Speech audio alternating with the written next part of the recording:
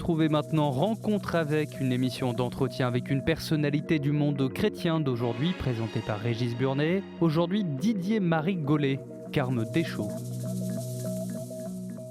Bonjour et merci de me retrouver dans cette émission où je m'entretiens avec ceux qui nous permettent de mieux comprendre le monde d'aujourd'hui. Cette semaine, je reçois un historien et un religieux. Entré au début des années 90 chez les Carmes, il publie depuis régulièrement des livres sur Thérèse d'Avila, la mère de son ordre, mais aussi Edith Stein, la philosophe allemande devenue carmélite, les deux grandes saintes françaises, Thérèse de Lisieux et Élisabeth de la Trinité, et une figure qu'il va mieux nous faire découvrir, Jacques de Jésus. Bonjour Didier-Marie Gollet. Bonjour Régis. Frère Didier-Marie Gollet, vous êtes Carme Deschaux, j'ose dire que ça se voit. Ça se voit.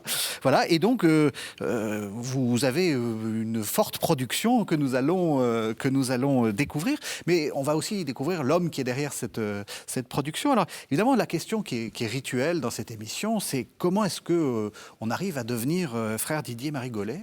Est-ce que c'était prévu que vous devinssiez Carme? Non, je crois qu'il y a un petit complot du côté du ciel. C'est-à-dire que, j'allais dire, spontanément, quand j'étais jeune, je désirais devenir prêtre, effectivement. Mais après, j'ai fait des études de physique, maths, etc., où tout se prouvait. Donc, j'ai un peu mis de côté la foi. Et puis, quand j'ai commencé ma vie professionnelle, je me suis posé la question de qu'est-ce que je voulais faire de cette vie. Je gagnais pas mal d'argent. Voilà. Donc, est-ce que c'était ça le but de ma vie? Ouais. Et en fait, après une réflexion approfondie à ce niveau-là, j'ai finalement, la question de la vocation est revenue. Enfin, voilà, il y a fait un discernement. Et puis, un métier que j'aimais beaucoup, mais finalement, l'appel du Seigneur a été le plus fort et je suis rentré au séminaire. C'est très Thérèse d'Avila, ça, hein, d'avoir un vrai métier avant de commencer la vie religieuse. Oui, tout à fait. Avoir quelque chose de... Voilà, quelque chose de concret. De concret dans la... Et ce qui est très positif, c'est que j'ai pas laissé mon boulot parce qu'il m'intéressait pas, mais vraiment c'est parce que le Seigneur me demandait de lâcher pour le suivre et ça a été c'est pas par défaut, beau moment. Ouais, non, c'est pas par défaut. Et puis en fait, je suis rentré au séminaire, j'ai fait 6 ans de séminaire et j'ai été ordonné prêtre. Et puis, au bout d'un an de ministère, la question est venue de la vie religieuse comme carme. Oui. Et en fait, il y a eu 3 ans de discernement avec mon évêque, et puis je suis rentré au Carmel. En fait, j'allais dire qu'il y a une petite anecdote que je trouve amusante, c'est avant d'entrer au séminaire, j'ai fait une retraite pour vraiment discerner les choses. C'était à Bricbec, à l'abbaye de la Trappe. Et là, ils vendaient les livres de Thérèse. Et dans ma tête, il n'y en avait qu'une, mon amie d'enfance, la petite Thérèse. Oui. Et puis en fait, je me suis retrouvé avec les œuvres. Le moine, en me les donnant, me disait « Ah, vous ne perdrez pas votre temps à lire la grande Thérèse. » Je me dis « Tiens, c'est bizarre, d'habitude, on dit la petite. » Ah oui, vous saviez... Et voilà. J'ignorais complètement Thérèse d'Avila. Ouais. Et je suis rentré chez moi en me disant « Ah, ben je me suis fait avoir, finalement. Tant pis, j'ai mis les bouquins en bas. » Ça, c'était en juin 81, à peu près. Et puis le 15 octobre 81, j'étais séminariste et les carmélites de Flavignerot à Dijon ont invité le séminaire pour le lancement de l'année Sainte-Thérèse. Et c'est là que je me suis dit, ah, mais tiens, j'ai ces bouquins, je pourrais peut-être regarder. Et c'est là que j'ai lu Thérèse d'Avila et qu'elle est devenue vraiment ma maîtresse de vie spirituelle. C'est-à-dire sur un quiproquo entre la petite Thérèse et la grande Thérèse. Donc, entre guillemets, vous vous êtes converti au Carmel par les écrits de Thérèse d'Avila? Oui, tout à fait. C'est pas parce que souvent, c'est parce qu'on connaît un carme ou parce que... Voilà. Non, c'est vraiment les écrits de Thérèse d'Avila. Je ne connais ni carme ni carmélite. Oui. Et c'est vraiment la vida de Thérèse d'Avila, oui, qui a été la révélation pour moi. C'est-à-dire que quand j'ai pas dit comme Edith Stein, c'est la vérité en terminant le livre, oui, mais je lui ai dit ce que tu vis dans ta relation avec le Seigneur Jésus, c'est ce que moi j'ai envie de vivre, et tu vas être mon guide pour le vivre. C'est quoi que vous lui trouvez à Thérèse, à la grande Thérèse? Quelle serait la chose qui vous semble le plus... Ah, c'est ce christocentrisme, cet amour du Christ, oui, cette écoute du Christ. Enfin voilà, cette vie avec le Christ, je veux dire. Elle est en permanence avec Jésus et pour Jésus, quoi. On dit souvent que Thérèse d'Avila a un côté un peu névrotique, une mystique un peu. Comment vous répondez à ça? Non, moi je trouve que c'est vraiment, quand on regarde la vie de Thérèse, on voit vraiment quelqu'un qui a les pieds sur terre. C'est clair, C'est-à-dire, voilà, c'est quelqu'un qui est extrêmement concret, mais qui à la fois est tout donné au Seigneur. Et c'est ça que je trouve admirable chez elle. C'est à la fois, je vais dire, c'est pieds sur terre et tête dans les cieux. Enfin, il y a quelque chose de très très fort à ce niveau-là.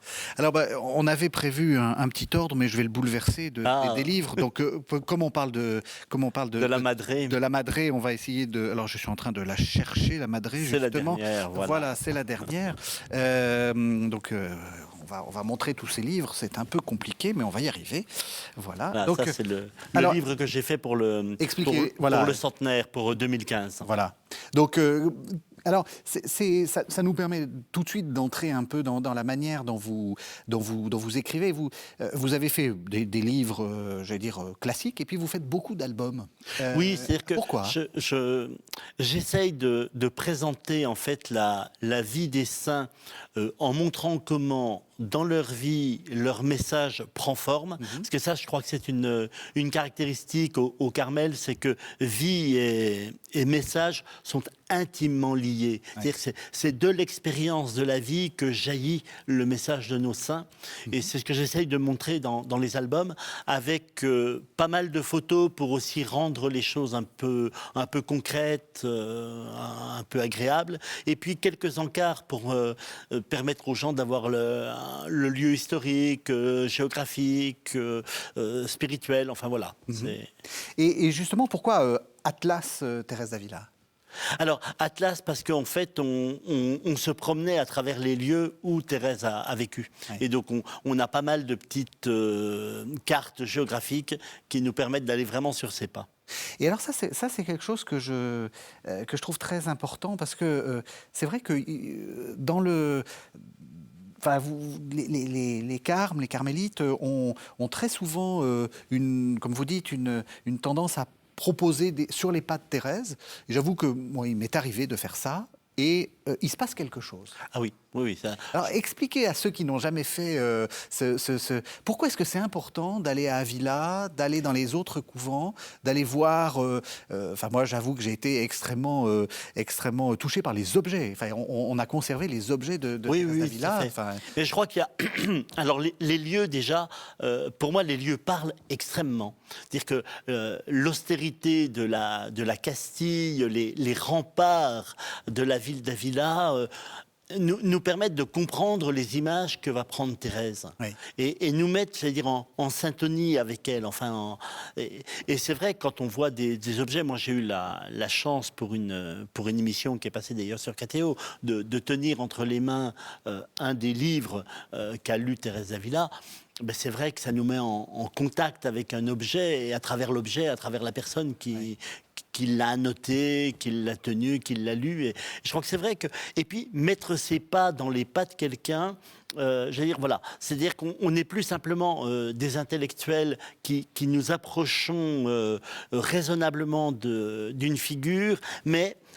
Il y a tout notre corps et je crois que pour nous qui sommes la religion de l'incarnation, hein, même si je pense que 2000 ans après l'incarnation de Jésus, on n'a pas encore pris la mesure de ce que veut dire qu'un Dieu s'incarne, qui prend chair, qui prend corps.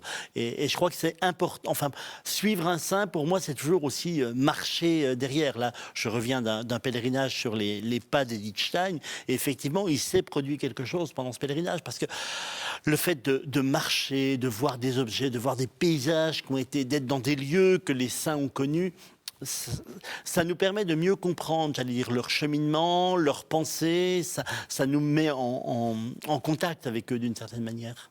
Et ce qui est assez frappant, c'est qu'en théorie, au Carmel, on est bouclé, on ne sort pas. Et justement, tous vos saints, ils bougent, enfin, assez régulièrement. Bon, à part Thérèse. Petite Thérèse n'a pas beaucoup bougé. Élisabeth, à partir de son entrée au Carmel, n'a pas beaucoup bougé, mais elle a fait des milliers de kilomètres avant son entrée au Carmel. Voilà, c'est ça. Donc, là aussi, c'est important. Enfin, les paysages.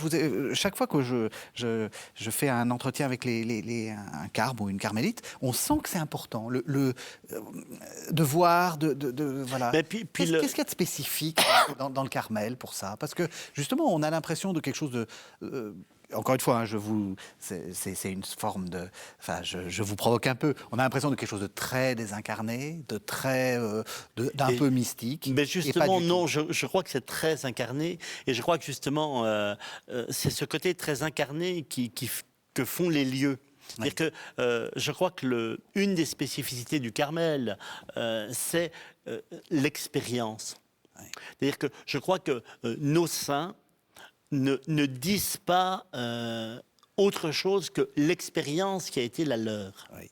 Et il me semble que quand on va sur leurs pas, on fait, nous aussi, une expérience qui nous permet après de pouvoir parler.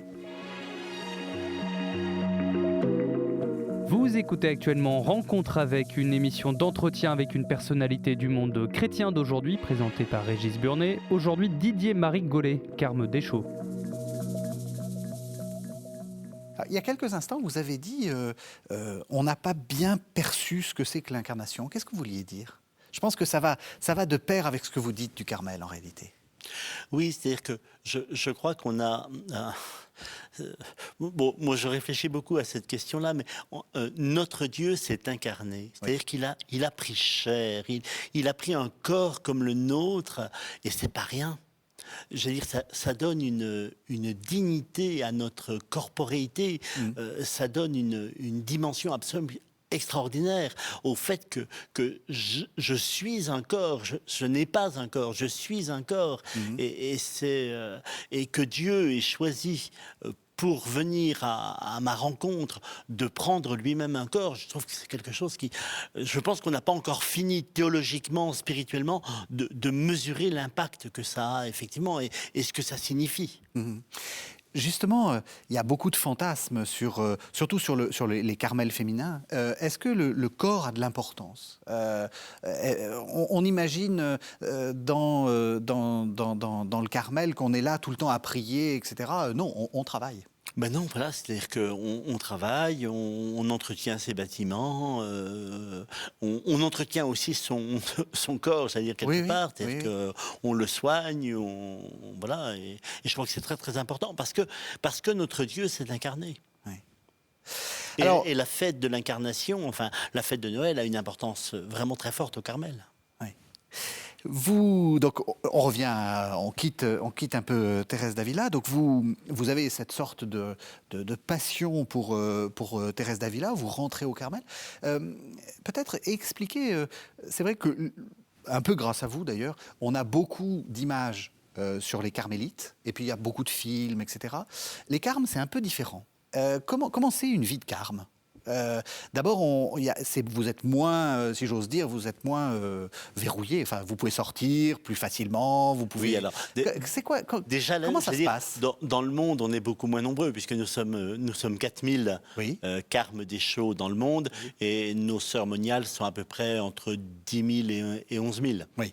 Donc c'est vrai qu'on est moins connus que nos sœurs. Alors nous ne sommes pas... Ce qui est d'ailleurs une des spécificités, parce que souvent il y a les pères, et puis, puis après il y a les pauvres sœurs. Là au contraire, on sent que c'est très important pour vous. Oui, et puis nous sommes le seul ordre de l'Église catholique fondé par une femme. Oui. Thérèse d'Avila. Ouais. Voilà, c'est quand même une spécificité. Quand même important. Ouais. Alors en fait, Thérèse n'a pas voulu nous cloîtrer, nous les hommes, parce qu'elle voulait, quand elle nous a fondés, que nous aidions spirituellement nos sœurs. Donc elle souhaitait que nous passions régulièrement chez nos sœurs pour l'écoute spirituelle, l'accompagnement spirituel, la formation, etc. Ouais. Donc, et c'est ça qui est fascinant au Carmel, c'est que contrairement, encore une fois, il ne faut pas faire de caricature, mais contrairement à beaucoup d'ordres, le cœur, c'est un ordre féminin. Oui. Vous êtes d'une certaine façon, mais au service de l'ordre féminin. Tout à fait. Et puis, on a on a quand même le même genre de vie. C'est-à-dire que nos sœurs moniales ont 2 heures de raison au cœur ensemble par jour. Oui. Nous avons 2 heures de raison au cœur ensemble par jour. On dit l'intégralité de l'office. Oui. Donc, voilà, il y a une vie. On nous appelle souvent semi-contemplatif. J'aime pas trop parce que je vois pas ce que ça veut dire. Oui. On n'est pas à moitié contemplatif. Je pense que tout le monde, d'ailleurs, tout chrétien doit être contemplatif. Oui. Mais on a vraiment le même genre de vie. La grande différence, c'est effectivement la clôture stricte. Voilà. Et donc, quand vous rentrez dans ce Carmel pour la première fois, qu'est-ce que vous voyez? Qu'est-ce que vous sentez? Comment ça se passe? Dans ce Carmel. Enfin, quand vous rentrez dans le Carmel, enfin, dans la première maison, où tout d'un coup, vous avez une vie de prêtre. Ouais, Donc, ouais. J'imagine plein de Ah, choses mais à ça, régler, plein de... Oui, Voilà. je me souviendrai toujours parce que je suis venu en voiture de Besançon où j'habitais. J'ai été à Avon, j'ai passé la nuit à Avon et je suis parti au noviciat de Gomerville. Ouais. Et le père maître, à ce moment-là, m'a conduit à ma chambre, ce qu'on appelle une cellule chez nous. Et puis, il m'a laissé m'installer. Et la première chose qui m'a habité à ce moment-là, mais d'une manière extrêmement forte, je suis dans le lieu où Dieu me veut. En fait, c'est une parole d'Edith Stein qui est venue tout de suite à mon esprit. J'ai atteint le port que Dieu veut pour moi. Et vraiment une espèce de certitude. Alors que le lieu était extrêmement simple, dépouillé, mais cette certitude que là, le Seigneur était là, qu'il m'attendait et que la grande aventure allait continuer avec lui. Donc pas de déchirement, pas de... Non, là encore, c'est extraordinaire. C'est-à-dire que j'avais une vie de prêtre dans laquelle je réussissais bien, j'étais bien, effectivement, mais je suis parti au Carmel parce que le Seigneur m'y appelait. Et là encore, moi j'ai beaucoup de chance dans ma vie en fait, parce que le Seigneur m'a appelé à me dépouiller, j'allais dire, mais en mettant quelque chose qui faisait que le dépouillement était facile quelque part.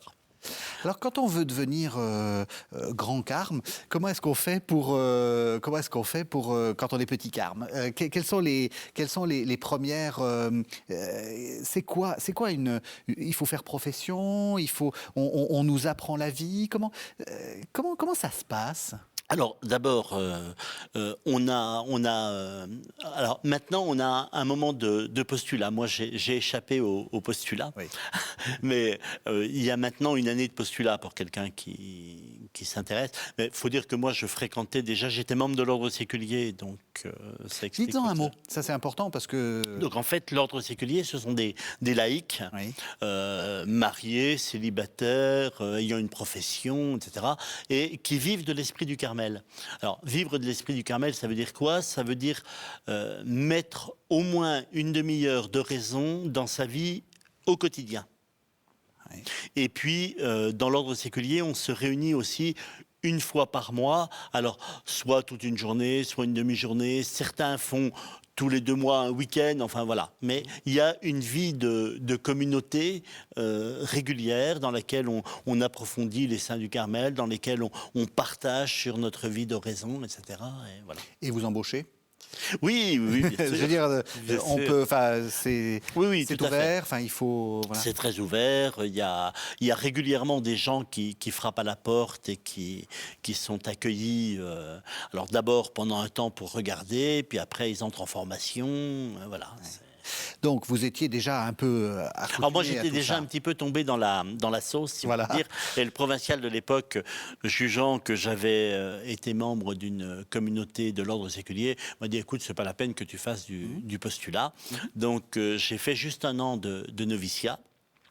Et puis après cette année de noviciat, j'ai fait mes vœux simples.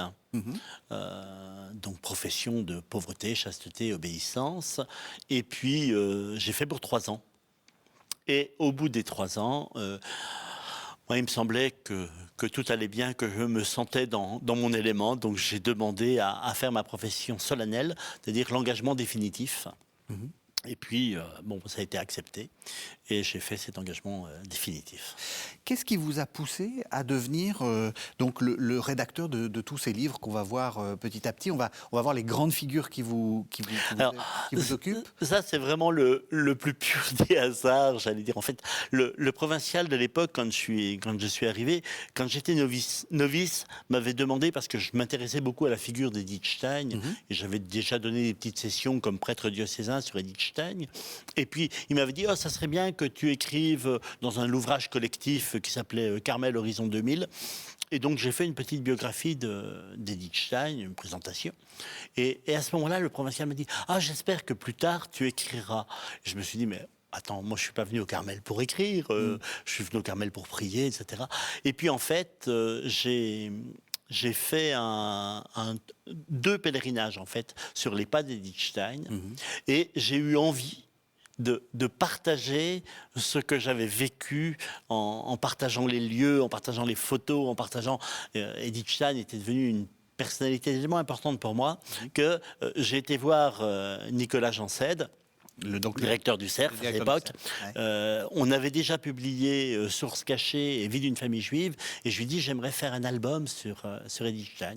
Alors on parle, etc. Puis à un moment donné, Nicolas Jansède me dit mais supposez que je vous donne tous les moyens possibles, vous feriez quoi? Et alors moi je suis parti dans un délire en disant mais je ferai un truc avec des photos, je mettrai aussi des textes, je mettrai des encarts, et puis je ferai ceci et je ferai cela. Et puis je m'arrête à un moment donné en disant excusez-moi, je suis en train de délirer. Et Nicolas Jean me dit ben, c'est ce que vous venez de dire qu'on va faire ensemble. Et ça a donné l'album Devant Dieu pour tous, en fait. Alors, le voilà. Le voilà. Le voilà, Ouais. le voilà. Alors, peut-être expliquer, parce que tout le monde ne connaît pas Edith Stein, qui est Edith Stein, et surtout, peut-être plus intéressant, qu'est-ce qui, pour vous, est important pour le monde d'aujourd'hui? Parce que c'est une vie tellement, tellement datée, dans le sens engagée dans l'histoire.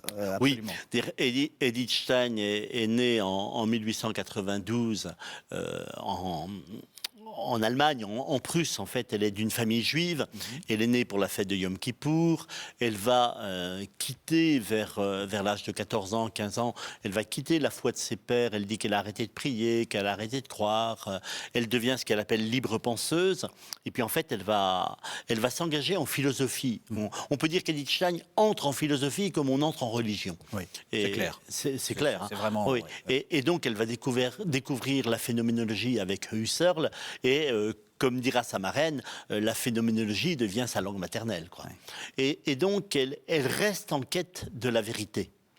Et elle va découvrir cette vérité peu à peu. C'est-à-dire qu'il va y avoir en 1916 un événement dans la cathédrale de Francfort, une femme qui vient prier, et Edith se laisse interpeller en disant dans les synagogues et dans les églises protestantes, on vient que pour les offices. Là, il y a quelqu'un qui vient pour un entretien intime, ça me paraît bizarre. En 1917, il y a son ami Adolphe Reynard qui meurt au front, et elle va aider Anna à classer les affaires, et en fait, elle trouve une femme qui vient de recevoir le baptême et qui est forte dans l'espérance de la résurrection.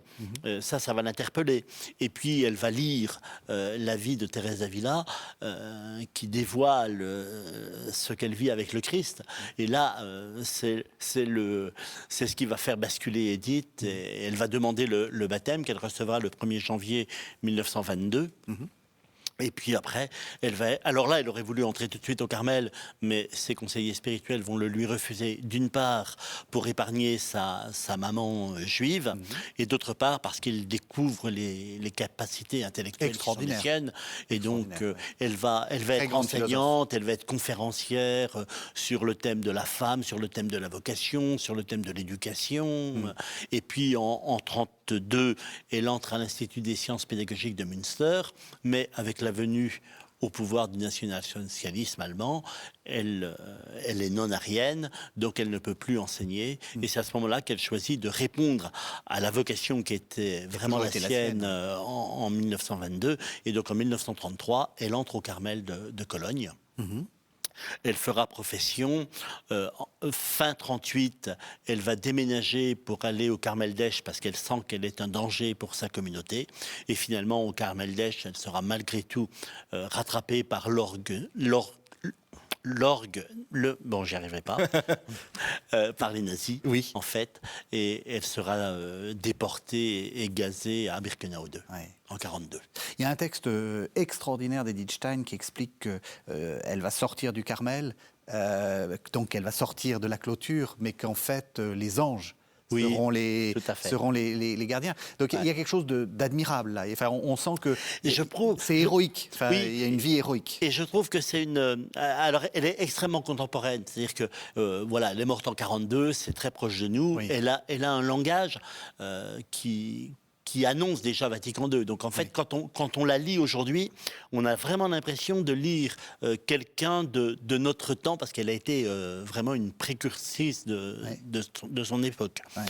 C'est quelqu'un qui a eu le mal de vivre. Elle a eu envie de se suicider quand elle faisait sa thèse de doctorat sur l'Einführung, etc. Je trouve que c'est quelqu'un qui est extrêmement proche de nous et qui rend proche avec son langage, Thérèse d'Avila, Jean de la Croix, qu'elle retraduit dans les catégories de l'âme, de l'esprit, du moi, du je, etc. Et donc, je trouve qu'elle est vraiment très, très intéressante pour notre époque. Et c'est vrai que, enfin, c'est peut-être un sentiment personnel, mais on imagine le côté très héroïque dans la prière de la petite Thérèse. Enfin, en fait, on sait que les derniers temps ont été un peu compliqués, et c'est très important de le dire. Là, comme vous dites, c'est une femme... c'est pas facile, quoi. Elle a des moments où ça va pas. Donc, elle est finalement... c'est pas le saint où tout se passe bien. Où tout se passe bien. Voilà. Non, Au contraire. Tout à fait. Elle est... Et puis on voit à la fin de sa vie, elle reçoit les lettres de sa famille et elle voit les souffrances de sa famille. Et comme elle dit, le destin de mon peuple est aussi le mien. C'est-à-dire que vraiment, elle reste solidaire de son peuple, elle reste solidaire de sa famille, et on le voit très très bien dans ses écrits, dans ses lettres notamment. Qu'est-ce que vous avez, en faisant ce livre-là, Edith Stein, Devant Dieu pour tous, donc c'est paru aux éditions du Cerf, qu'est-ce que vous avez découvert? Quelle est pour vous la chose qui a été... alors, je sais pas, la photo ou la chose qui vous a vraiment touché, peut-être bouleversé?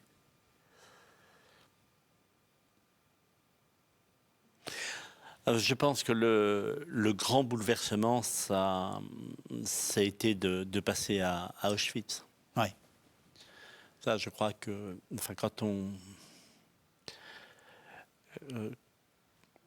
on va en pèlerinage à Auschwitz, je crois que c'est le cardinal Lustiger qui disait on n'en revient pas pareil. Oui. Et je crois que c'est vrai d'ailleurs. Nous étions 15 dans ce groupe.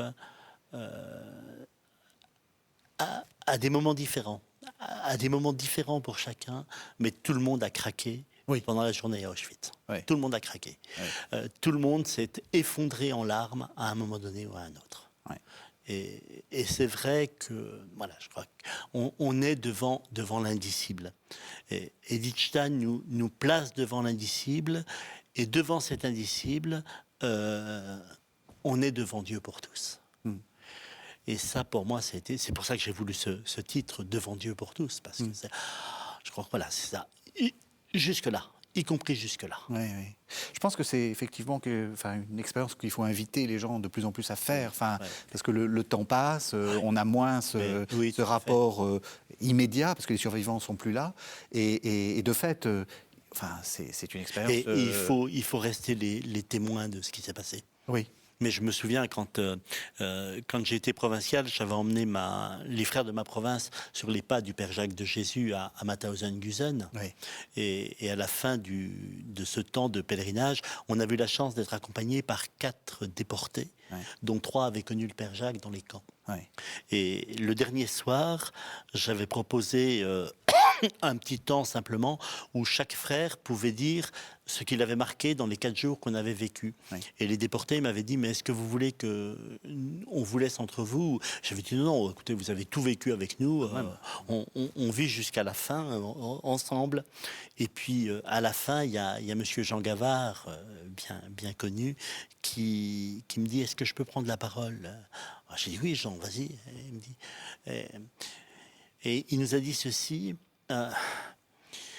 nous sommes les derniers témoins, nous allons passer le relais. Mais vous, qu'on a accompagné, il faut que vous soyez témoins à votre tour pour passer le relais. Et je crois que ça, c'est quelque chose qui m'habite très fort, aussi bien avec Edith Stein qu'avec le Père Jacques de Jésus. Demeurer les témoins de l'innommable qui s'est produit pendant la Shoah. Et qui a produit justement... je vous propose qu'on en vienne au Père Jacques de Jésus, puisque vous en parlez. Excusez-moi, c'est vrai que Edith et le Père Jacques, c'est vraiment... c'est formidable. En plus, c'est 2 éducateurs. Et c'est de saint. Alors, Et le oui. Père Jacques de Jésus, il n'est pas encore complètement... Non, mais il est sur le chemin. Il est sur le chemin, puisque il est vous êtes- serviteur de Dieu. Puisque vous êtes le vice-postulateur, le Oui, postulateur, tout à fait. donc celui qui se charge de la cause. Alors peut-être, expliquez-nous qui c'est ce Père Jacques de Jésus. Donc le Père Jacques de Jésus, moi c'est quelqu'un qui me touche beaucoup parce que d'abord, il est né en 1900 à Barentin, à côté de Rouen. Il est devenu prêtre du diocèse de Rouen. Et puis, fréquentant les carmélites du Havre, il est entré au Carmel. Un peu comme vous, quoi. Voilà, et son évêque l'a fait attendre 3 ans. Ouais. Donc il y a des petites similitudes que je trouve comme des petits clins d'œil du ciel, une petite connivence dans la communion des saints. Et puis donc il est rentré au Carmel en 1933 et en fait on va lui demander très vite de fonder le petit collège d'Avon. Donc il va fonder un petit collège avec ses idées pédagogiques. Enfin, le discours inaugural du petit collège, c'est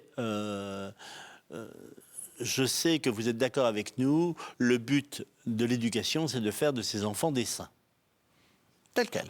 C'est clair, Au moins, les c'est net, choses c'est sont- précis. Voilà. Voilà, donc voilà, on ne veut pas faire des diplômés, on veut faire des saints.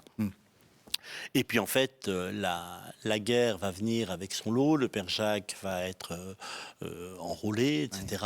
Et puis il voit l'innommable et il dit souvent la conscience est incapable de pousser le cri qui pourrait la libérer de cette horreur.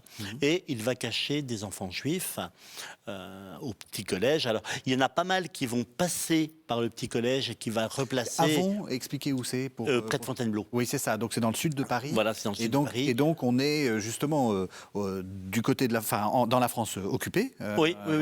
Et on n'est pas très loin de Paris, qui est un des centres de. Voilà, on arrive. Pas mal d'enfants vont venir de Paris à Avon, et le Père Jacques va les dispatcher dans des familles qu'il connaît, et puis voilà, dans des réseaux.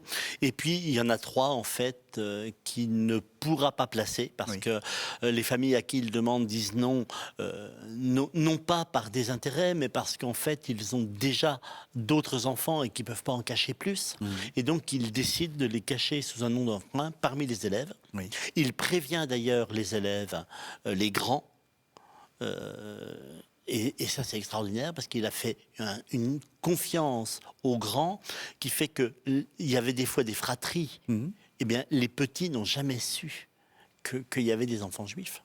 Et en fait, sur dénonciation, le 15 janvier 1944, le Père Jacques et les 3 enfants vont être arrêtés. Donc un héroïsme absolu. Enfin là, on est dans quelque chose un don de soi un don de total. Oui, absolument. Total. Ouais, absolument. ça, c'est vraiment. Et donc, qu'est-ce qui lui arrive après, justement Alors, il part d'abord en prison à Fontainebleau. Puis, de Fontainebleau, il va aller au camp de Royalieu à côté de Compiègne.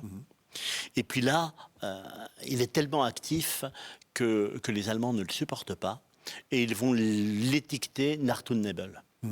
Et donc, ils vont l'envoyer au camp de Neubrem, près de Sarrebourg, pour qu'il soit éliminé le plus vite possible. Mais en fait, le Père Jacques a de la résistance aussi. Et donc, ils vont l'envoyer ensuite à Mauthausen et à son annexe de Gusen. Vous écoutez actuellement Rencontre avec, une émission d'entretien avec une personnalité du monde chrétien d'aujourd'hui, présentée par Régis Burnet. Aujourd'hui, Didier-Marie Gollet, Carme Deschaux.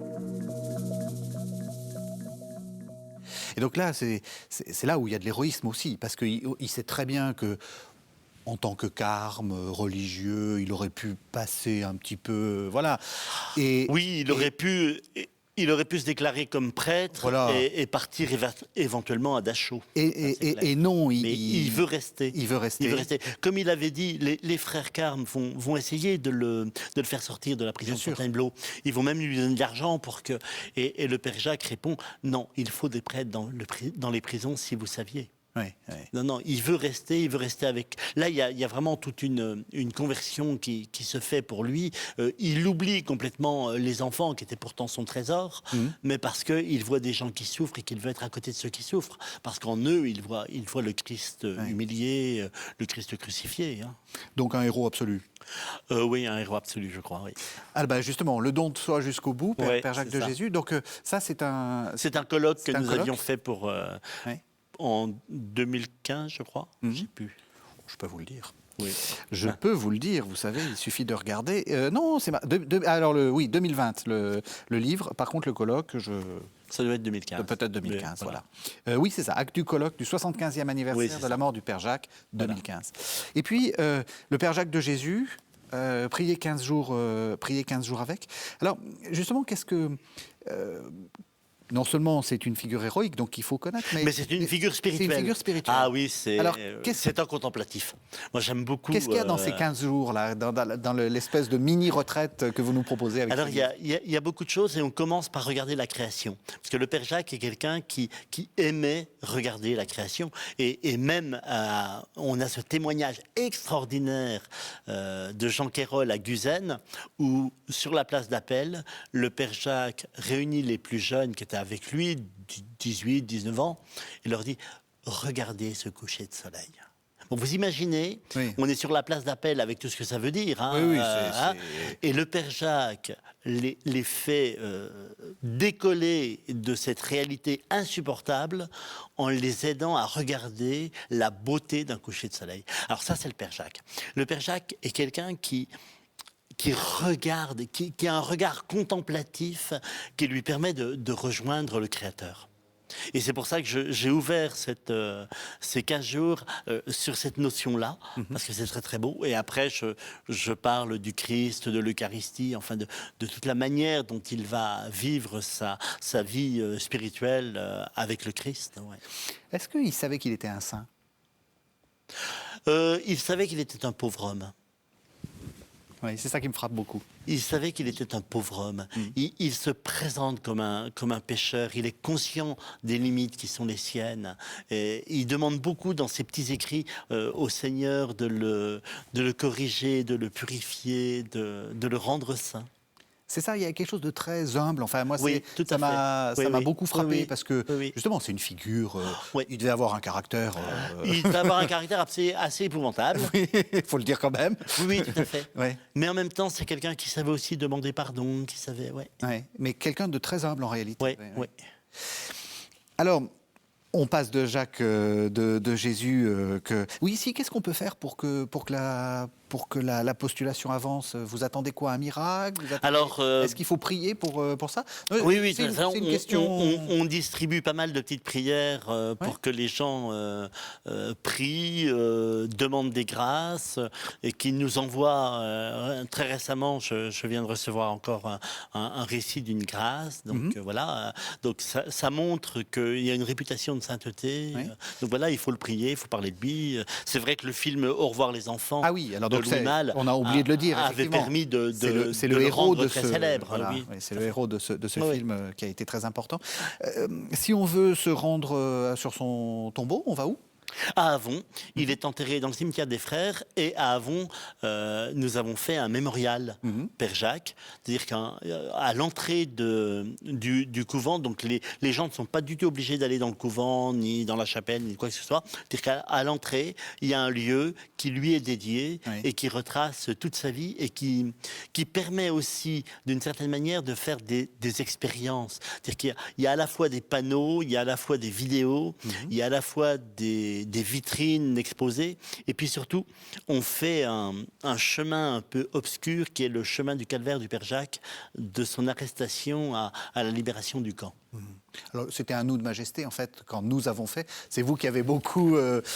qui avez pensé la chose. Oui, voilà, je dis nous parce que c'est les frères Carme. Bien sûr, quoi, non, mais voilà. Oui, effectivement, c'est moi qui ai pensé un peu, le provincial m'avait demandé. Bien sûr, et du coup, comment on fait c'est la même question que pour Edith Stein. Comment vous faites pour trouver tous ces documents ?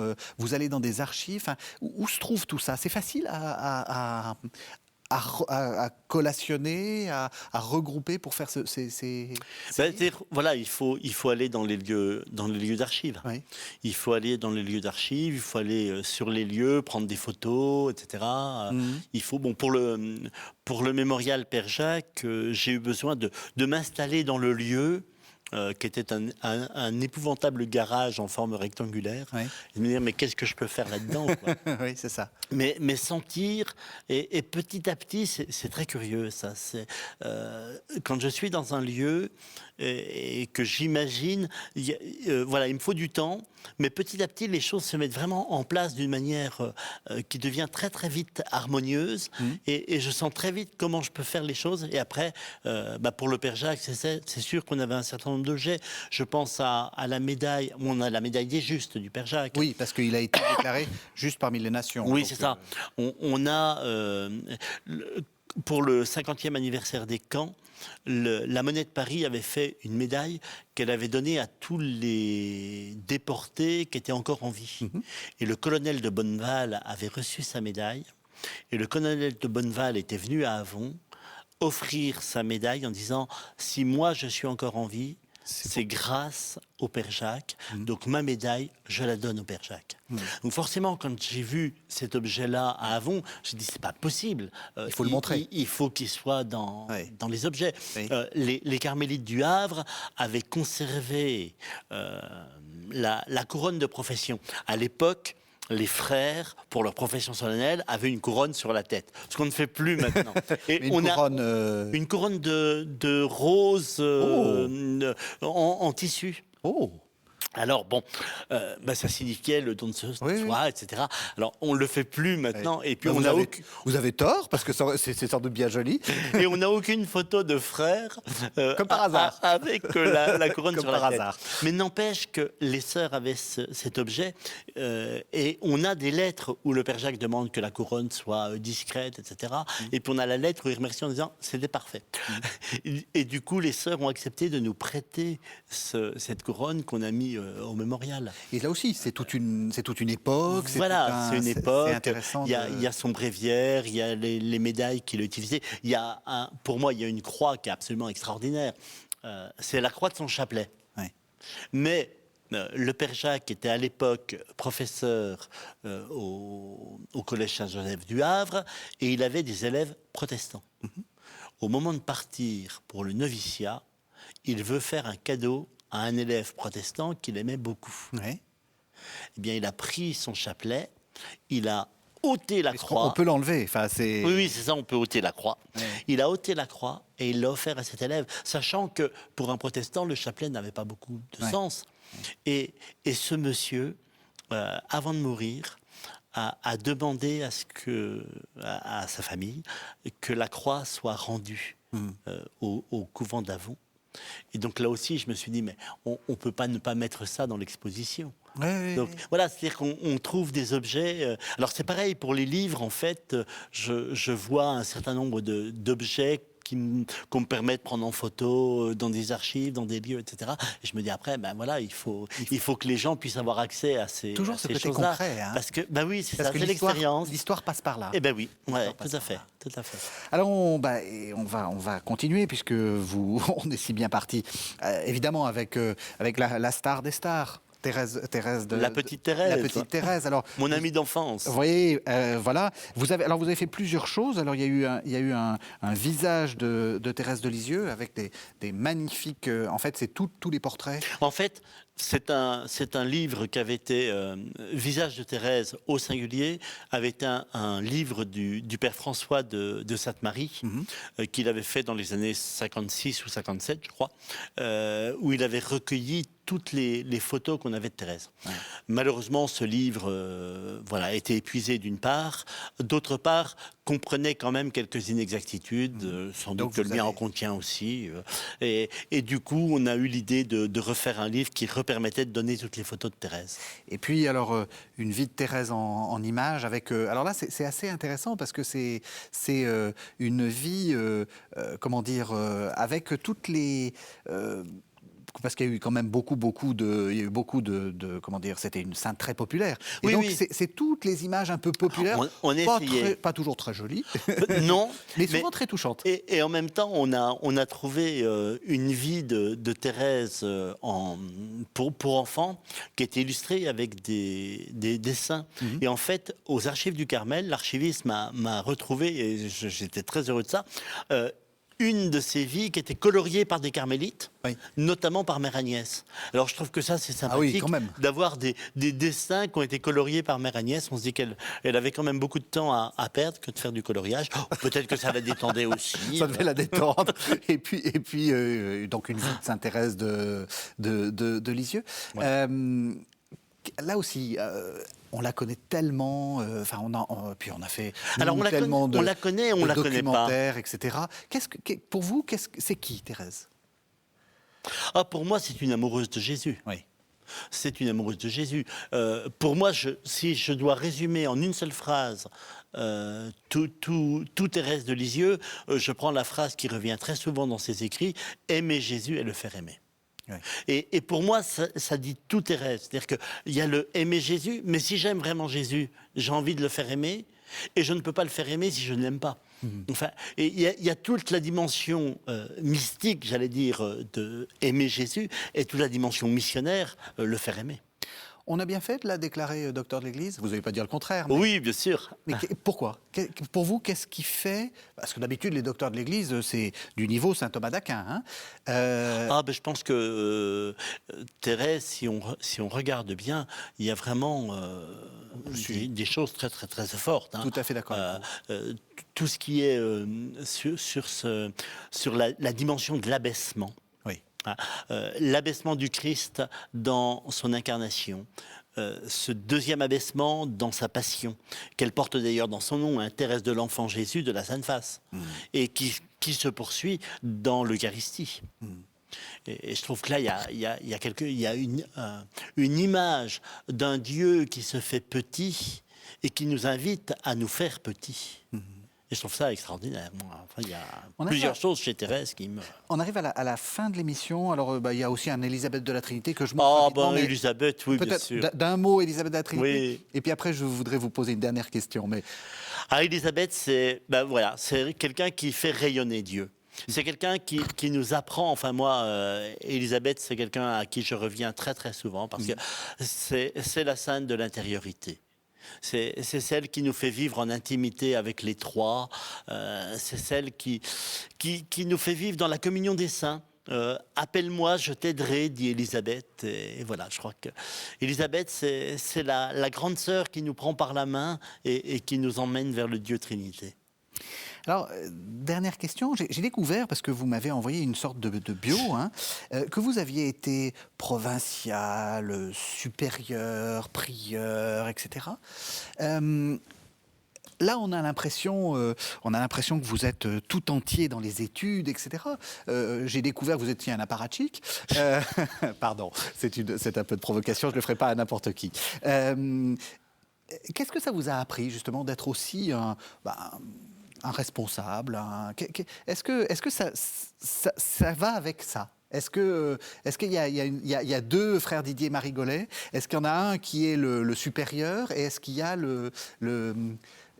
Alors, j'espère que je suis en chemin d'unification. Je crois que voilà, je crois que Édith est une bonne sainte pour nous aider à nous unifier et à vivre authentiquement. Je veux dire. Pour moi, c'est un service. C'est-à-dire que quand j'ai été élu provincial par mes frères, c'était un service qu'ils m'ont demandé. Très heureusement, quand on a fini son service, voilà, on redevient... Vous êtes content de ne plus être provincial? Oui, c'est ça, parce que c'est pas... voilà, c'est... Il y a des joies, hein, il y a vraiment de vraies grandes joies par la confiance que nous font les frères, par ce qu'on a à faire, etc. Mais voilà, c'est un service. Et de même façon, je crois que écrire, c'est un service aussi. Voilà. Moi, le plus beau compliment qui m'a été fait, c'est quand j'ai montré à une amie à Avon mon livre sur Edith Stein. Elle m'a dit, je n'ai qu'un seul regret. J'ai dit, ah bon? Elle me dit, tu t'effaces derrière Edith Stein. Et je lui dis, parfait. Si c'est le seul reproche que tu as à me faire, c'est parfait, parce que moi, c'est les saints que je veux mettre en avant, c'est pas moi. Et je crois que voilà, on est là pour servir. Alors, celui qui peut écrire, qu'il écrive. Celui qui peut gouverner, qu'il gouverne. Et puis voilà. De tous ces livres, lequel vous êtes le plus fier et pourquoi ? Disons, s'il fallait commencer par un, lequel vous conseillez ? C'est pas forcément, vous voyez. C'est une question difficile. Je sais, c'est pour ça que je vous la pose. C'est une question difficile. Peut-être que c'est quand même celui sur Edith, le Dieu devant Dieu pour tous. D'abord parce que c'est un livre qui a obtenu le prix de l'humanisme chrétien. Et alors, quand on m'a appris que j'avais le prix de l'humanisme chrétien pour ce livre, je me suis dit, oui, c'est l'humanisme d'Édith qui leur a plu, etc. Et puis je me suis rendu compte à la réception du prix qu'en fait, c'était pas Édith, mais c'était la pédagogie que j'avais mis en place dans ce livre pour présenter la figure et le message d'Édith. Et il y a un frère qui très gentiment m'a dit, tu sais, ce prix maintenant t'oblige. Ouais. Il faut que dans tes prochains livres, tu n'oublies pas que tu dois mettre en place cet humanisme chrétien. Et du coup, je crois que c'est un livre un petit peu fondateur pour moi, parce que ça m'oblige à une pédagogie dans mon écriture. Et justement, c'est quoi, et ça sera ma dernière question, c'est quoi un humaniste chrétien ? C'est quoi, qu'est-ce qui pour vous est la chose importante pour que voilà, tous ces saints continuent à vivre d'une certaine façon c'est une manière de les faire vivre, hein, de les faire vivre.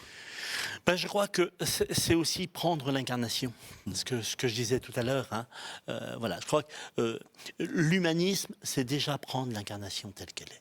C'est resituer les saints dans leur histoire, dans leur époque, et voir comment c'est dans leur histoire, c'est avec ce qu'ils sont, qu'ils ont pu mettre en mots leur message, leur expérience. Parce qu'en fait, c'est une expérience.